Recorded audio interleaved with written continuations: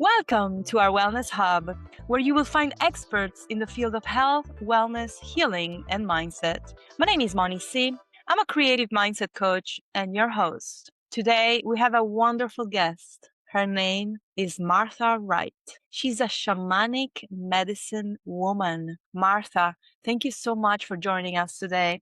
Why don't you start by telling us a bit about yourself, your story, and what was the turning point in your life that made you start doing what you're doing today? The floor is yours. Thank you so much, Monici. It's a pleasure to be here. Yes. So for me, becoming a shamanic medicine woman was truly a calling. It was something that I felt calling to me as a child. I was always kind of the silly, playful, spiritual one, and didn't always fit in, I guess you could say. And then it wasn't until I became an adult that I realized that there was something bigger, deeper, more profound calling my heart. It wasn't just this feeling or sensation of something in the back of my mind. And so in being willing as an adult to do the research and to kind of feel into what these things may be, I dove deep into various spiritual practices. So I grew up living all over the world. So I grew up with a ability to learn about Buddhism and Hinduism, about Catholicism, and then also in my own time started, well, I should say I took a lot of missteps that went into back alleys and areas that I didn't really want to explore long term. So I did some new age stuff, didn't fit right. I tried Wicca, didn't feel right. And I kept coming back to feeling like it was within the earth that I was feeling called to being in practice. And so it wasn't until after I became a mom, I found myself being quite frustrated and I threw it all away. I threw it all away and was like, that's it.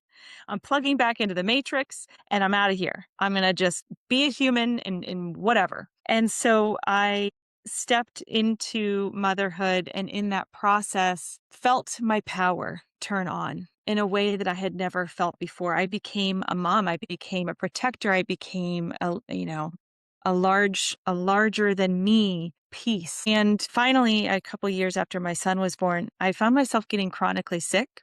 I kept getting tonsillitis and sinus infections and strep throat. And it got to the point where I would finish my medication and the next day I would be back at the doctor's office with full symptoms. And they were like, no, you're not taking your medicine. I'm like, no, I am. I really am. I promise. And they're like, well, we're going to have to do surgery. And in my mind, I completely panicked. And I was like, absolutely not. Like I'd anything but this. And so often as it happens with spirit, sometimes we don't answer the call or we answer and then we walk away like I did. But then if we don't answer the call gets louder and louder and louder. And I know that if I didn't find out what it was that I needed, that I would have ended up learning the lesson in the hospital bed in recovery or going into the surgery.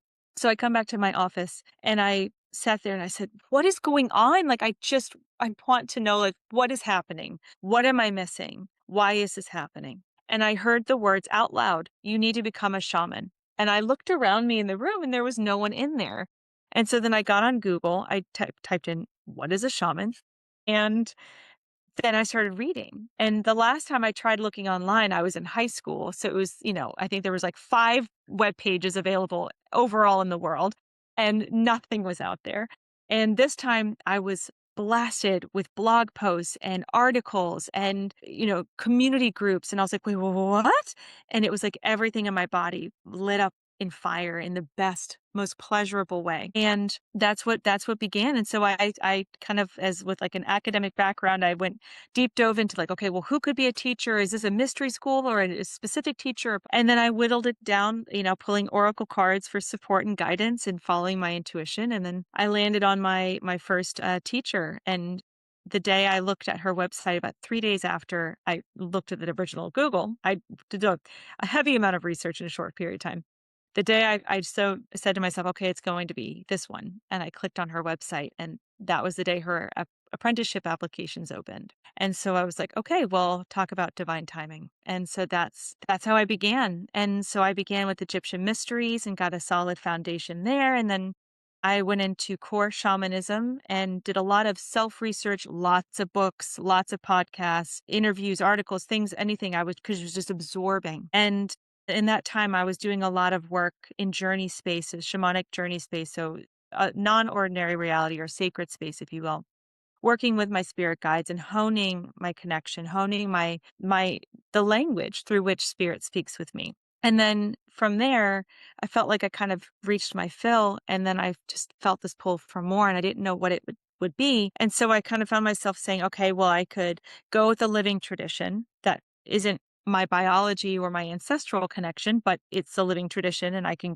be given permission to study with them. Or I could go with my ancestral and go back to the roots, and that's what I did. And so with Scots Irish background and a little bit of French German, but largely Celtic. I mean, that was Celtic land for a long time, but Scots Irish predominantly, and that is very Celtic in at least, in the modern sense of it. And there were, of course, indigenous practices that existed on those lands before the Celts came, but they connected and they interwove, and Norse mythology came in. I mean, they all kind of married each other and figured themselves out over hundreds of years. But anyway, that was the path I took, and so I did a couple apprenticeships with Celtic spirituality, and that led to me learning about the medicine that I practice, which is the Celtic keen, which is a grief tending ritual to help people lift the grief and rage out of their body that has been suppressed for a long time in order to be open so that they can not only feel more clear, but also feel that connection to the divine, to hear their intuition, to feel oneness with the earth and with the animals.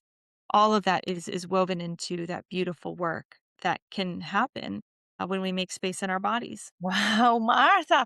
Well, you just took me to so many different places. Now, your family Yes. was very religious. Yes, So, mostly Christian. so you probably had some antagonism, and it was very difficult for you to do what you're doing today, correct? Yes. I mean, there was the first meeting of my first apprenticeship. We were practicing journey. How do you journey? And, completely. And in that process and listening to the teacher talk, I panicked. I completely panicked. I was like, nope, I don't like this. I don't understand it. This freaks me out. What is this stuff? It felt, and because of my family history, there was a lot of fear of pissing off God. And there was a lot of fear around, is this devil or demonic work? And as I had to, at one point with my mom, I said, it's not demonic, it's shamanic. Because I had to explain that shaman, to be shamanic, it really just means that you're a bridge between ordinary human reality and non-ordinary spirit space. And so being shaman, being a bridge, it just means that you're connecting to the divine energy that is present in all life everywhere.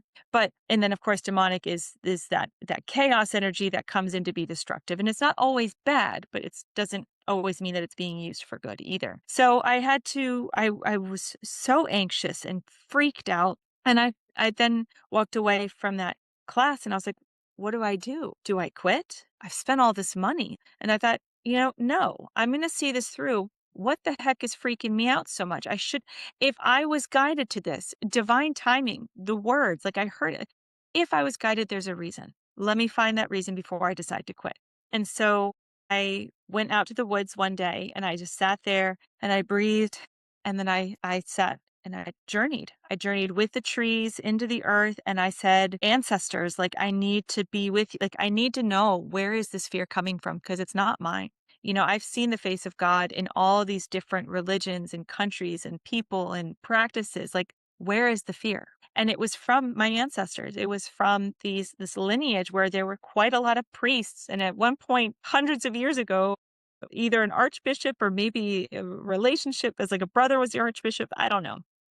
It was something along those lines. And I just had to say to each of them, like, I see you. I feel your fear. You can't give it to me. I don't know what to do with it, but I can't hold it. So I gave it back to all of them, and I gave it back and I gave it back and I gave it back until I felt free of it. Then years later, I realized, oh, that burden that I felt was an opportunity to heal them. So I went back in and said, okay, sorry guys, you can come back now with all your baggage and your fear of God. And we're going to heal this now. And you're going to find that there's no fear here. It's just love. It's love and truth. And in honesty, what I find that most people are afraid of, whether because they're afraid of the healing process or they're afraid of following the path that's calling them too deep in their relationship with spirit. What they're really afraid of is not spirit, it's themselves. And it's not because there's something wrong with them, it's because they're powerful. Most people are just afraid of their own power. And I don't mean power over because it's not spirit and shamanic space is not about dominance over. It is about being a vessel, a conduit for something so loving and so wise that ego and greed and fear can't even touch it. And to be a conduit, what I mean by that is to be in relationship with it, to practice it, to embody it, to see it and allow it to be is powerful. And to be that version of you can be scary because it does mean unlearning all of the masks, all of the stories, all of the hangups and the patterns that tell you you can't be that. And in truth, we can be that. We just have to be willing to move through that fear. That's wonderful.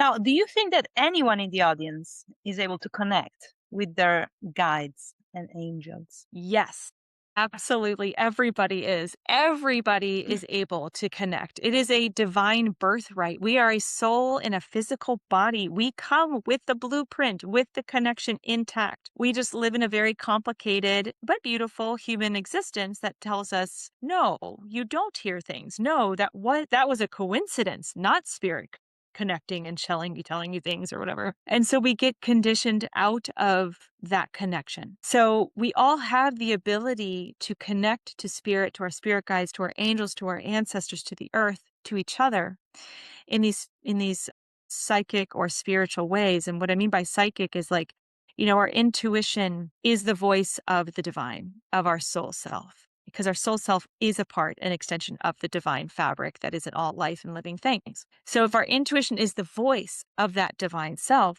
sometimes it can speak to us through hearing, and it's a voice or a song or a tone.